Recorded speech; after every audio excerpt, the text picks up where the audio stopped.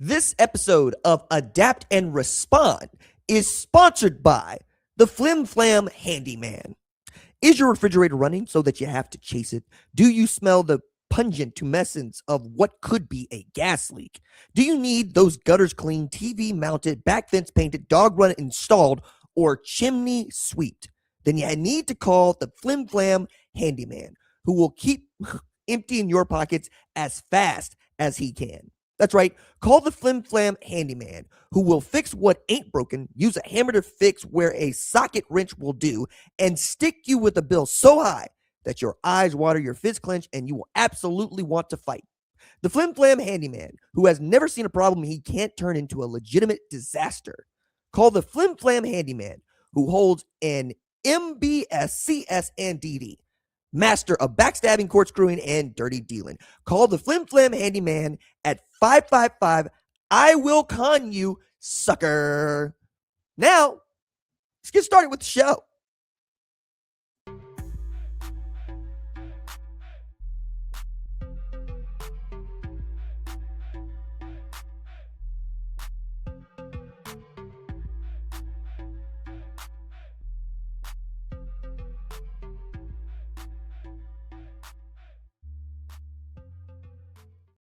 What's up, kinfolk? It's RJ Young. I am not on a step mill. If this is your first time watching Adapt and Respond, a college football podcast, thank you for joining us here.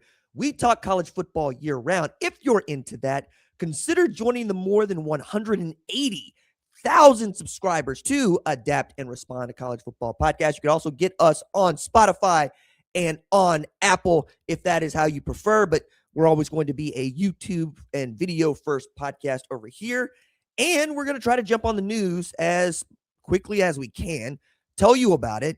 And as national college football analyst at Fox Sports, and man has hosted this show for the better part of a decade now, give you an informed opinion about it. So earlier this morning, Ross Dellinger at Yahoo Sports broke news that the Big 12 is pursuing legal action against Texas Tech and Texas Attorney General Ken Paxton over Brendan Sorsby. Last week, the starting quarterback at Texas Tech received a temporary injunction from a local judge, Ken Curry, against the NCAA that will permit him to play college football after the NCAA deemed him ineligible. This is one of several eligibility cases that local judges have sided with the player for a number of reasons. But this one is egregious because Brendan Sorsby admitted to and has been found to have bet on his own team at Indiana while a quarterback, made over 10,000 bets, totaling over $90,000 over the course of 4 years. He, by his own admission, is a sports wagering addict, gambling addict. But I say sports wagering because he's not pulling slots. He's betting on games, college and professional, balls and strikes in Major League Baseball even. Ordinarily, this is the kind of behavior and action that demands a permanent ban from playing the game because you're threatening the integrity of the game. Generally speaking, people are not going to trust a quarterback who is betting on his own team because they can't trust that he is giving his best to his team.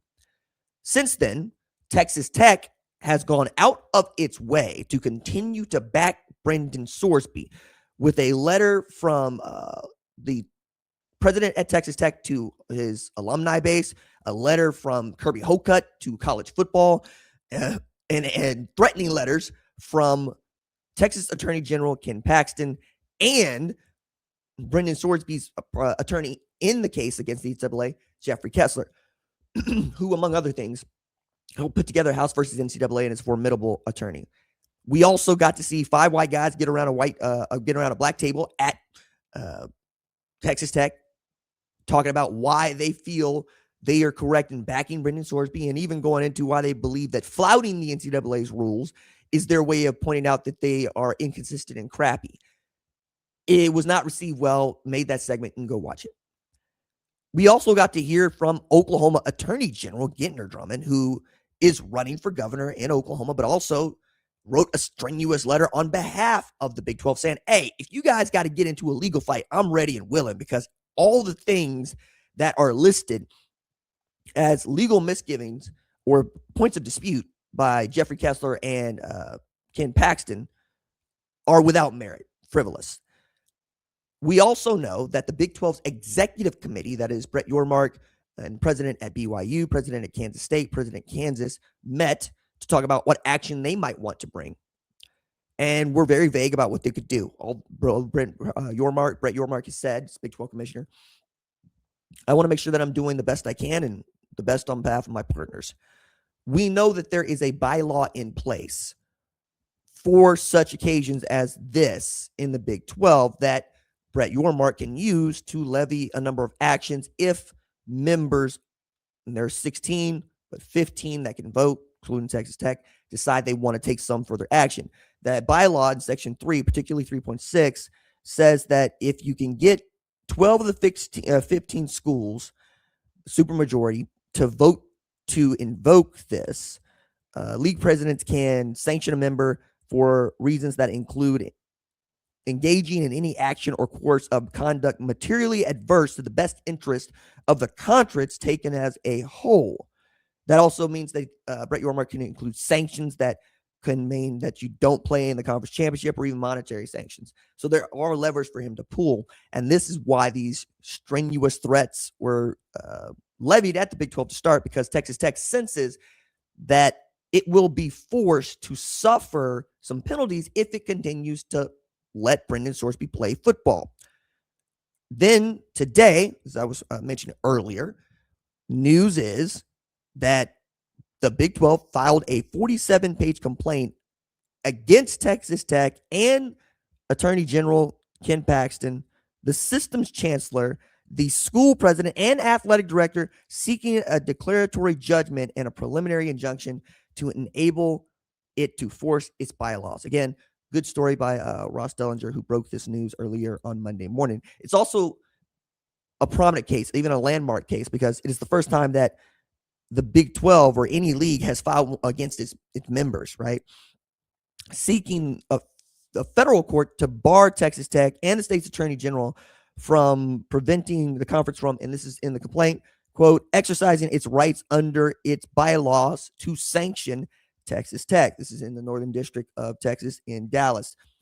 I think it's also important to note that the league ain't seeking any money and is not challenging the state court where Ken Curry gave this injunction to whether or not Brendan Sorsby is eligible. They are not even going to entertain that. It's Texas Tech that they're going after, not Brendan Sorsby, but in going after Texas Tech, you're going after Brendan Sorsby. It's very shrewd. There's a letter from Paxton's office, which also demanded that the league refrain from exercising its governance and authority, which, is wild. You also had at the bottom of Jeffrey Kessler's letter, hey, why don't you keep all these documents for discovery in case we got to go to trial? Sure. According to the Big 12 Conference and the officials, presidents, athletic directors who filed this complaint, they requested that Texas Tech not play Sorsby, but, quote, TTU, that is Texas Tech, has not agreed. And that's also important. The complaint goes on, quote, if a vote were to occur, however, some of the potential sanctions the board could consider under the bylaws include monetary sanctions and or a ban on competing in the Big 12 championship game. And I think that one is key, right? The biggest concern, or maybe the considerable concern as it is laid out in the complaint, is the reputational harm and irreparable damage to public and member trust in the integrity and league compensation, right? So put it another way, if Sorsby played and the Red Raiders were good and they win the Big 12 championship again and they're a 4 seed, they could be, quote, taking a spot, end quote, from another school in the league championship game and, quote, with a player that has acted contrary, end quote, to the conference values. This is a good one also from the complaint. The quote goes, in an industry that rarely agrees on anything, there is finally an issue that everyone seems to agree on, other than TTU and, the attorney general. The universities should not field players who have bet on their own team's games in college athletics. Again, we all agree. And I've been making this point to other friends. It's like, it is so difficult to get college football fans to agree on anything, or administrators, schools, presidents, players. We all agree on this one. We all think that Brendan Sorsby can't play college football anymore. It's only Texas Tech that doesn't believe this, right? So the league wants the federal judge to grant an injunction to allow it to exercise its, quote, First Amendment rights to invoke its authority under its bylaws and dismiss Paxton's claims that any sanction is an antitrust violation and grant it a right to penalize member schools for violating dormant commerce clause, right? Another really, really good quote in the complaint. The threat that gambling poses to the integrity of athletic competition has been understood and has been borne out by scandal for over a century. That history informs the conference's values and governance practices and explains why these values are non-negotiable. The complaint also, as I mentioned, has not just Texas Tech, but Ken Paxton in it, and its chancellor and president at Texas Tech, and Kirby Hocutt, the athletic director. One of the biggest issues, I think, with how this is being perceived is that Texas Tech does not see any wrongdoing here. And that is really getting underneath our skin, because all we see is wrongdoing here. Everybody wants Brendan Sorsby to be okay, universally, but nobody wants him to play college football. And also, we're coming up on the supplemental draft deadline in 1 week. Like, he has to make this decision. And it looks like if the Big 12 is going to have its way, he's going to be forced to make that decision. Another quote that is money in bank from this complaint that I really love. The Big 12 is concerned with TTU's stated plans communicated by TTU to the conference and now backed by independent threats from the Attorney General to field a student athlete in conference competitions, despite admitted wagering conduct that is both illegal and in direct conflict with the ethical standards and public trust on which Big 12 competition depends. The Big 12 and its member institutions apparently save Texas Tech, excluding Texas Tech, have no interest in being required to endorse or even appearing to endorse unethical and indeed unlawful conduct that strikes at the heart of athletic integrity. I don't think it gets more cut and dry than that.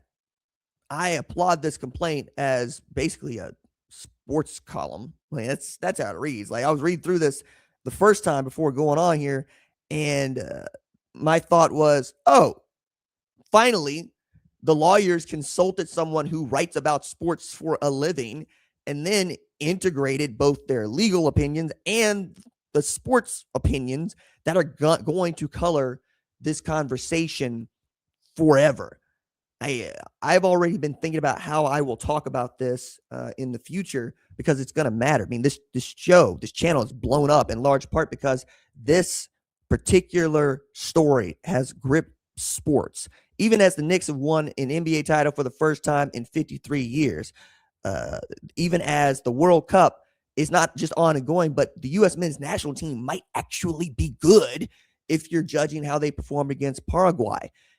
And yet in June, when there is usually the dog days of summer and the deadest part of the college football calendar, we're talking about a potential threat, like an existential threat to the game, because Texas Tech is acting like a roughneck who got a little bit of money. The idea that college football is against Texas Tech is preposterous. We enjoy Texas Tech being good. I enjoy Texas Tech being good. I like that they went out and spent some money, because they looked around and said, oh, well, hell, if that's what it's going to take, then why not just buy the best roster possible? And Cody Campbell, their billion-dollar booster, gave them enough money, among other things, right, to go and pursue these things. But the way in which Campbell and other authority figures at Texas Tech have positioned themselves is in direct contrast with what we know to be real. And that is the most offensive part about this. It feels like Texas Tech is trying to gaslight us as college football people, saying, the Big 12 doesn't want to compete against us because they know we're good. Nah, dog, that's not it. BYU wants every piece of you. Let's start with that. I know that BYU lost 2 games, right? I also know that BYU can't wait to get its hands on the Red Raiders again. And more to the point, I got one. You got absolutely mollywopped and skull dragged by Oregon. There was some Texas Tech fan in here who had the audacity to say, man, it was just 6-0 at halftime. This is the kind of ridiculous gaslighting I'm talking about. You got destroyed. You got destroyed in your first college football playoff appearance as the 4 seed against an Oregon team that said, no. You I'm going to stomp a mud hole and walk it dry. Indiana can beat the hell out of me, but I'm going to destroy you. That's college football. Not to put too fine a point on it, but Texas Tech was looking real Oklahoma in the college football playoff. And you know what? I have no guarantees they won't look like that in 2026 if they get there. But this isn't the kind of scandal that goes away. Like, we even talk about Michigan in 2023 now, and we will continue to, because they were cheating all the way up until they got caught. But they got caught, and the Big Ten sanctioned them, and they still ran the table, right? Take the damn sanction, make Kirk Francis play quarterback, and then do your us against the world thing. That'll work. That'll be fine. That's college football. That's how it's supposed to go. Every now and again, I'm getting near the end of my 138, right? Means I'll rank all 138 teams. Inevitably, there will be a team that I rank very low that just destroys. I did this in 2024. I made Indiana like 90, 91, somewhere in there. And they went ahead and went 11-2. Made the college football playoff. Only losses were to Notre Dame and Ohio State. It's going to happen. And I think if you can do it with these sanctions underneath you, all the better for you, Texas Tech. Again, damn, you spend $5 million, or I hope you can get some of that money back, on a quarterback that ought to be ineligible to play. Either because you didn't do your due diligence, or you got bamboozled, hoodwinked, run amok, led astray. This is what he does. Brendan Sorsby put the shimmy in the shag. Texas Tech put the money in the bag. I was thinking about that too. How mad would I be to know that I got $5 million invested into a dude that morally and ethically cannot play college football for me, or anybody for that matter? And the longer this gets drawn out, the worse it looks. So now you've got the Big 12, who was threatened by the Texas Attorney General and by the Brendan Sorsby's attorney, Jeffrey Kessler. Excuse me, words are hard this morning. And they're going, oh, is this how you want to play? Really? This is the get down you want to come with? Fine. We will do it your way. And Brett Yormark has always struck me as an extremely intelligent man and a shrewd man. And a man that does not like to be embarrassed.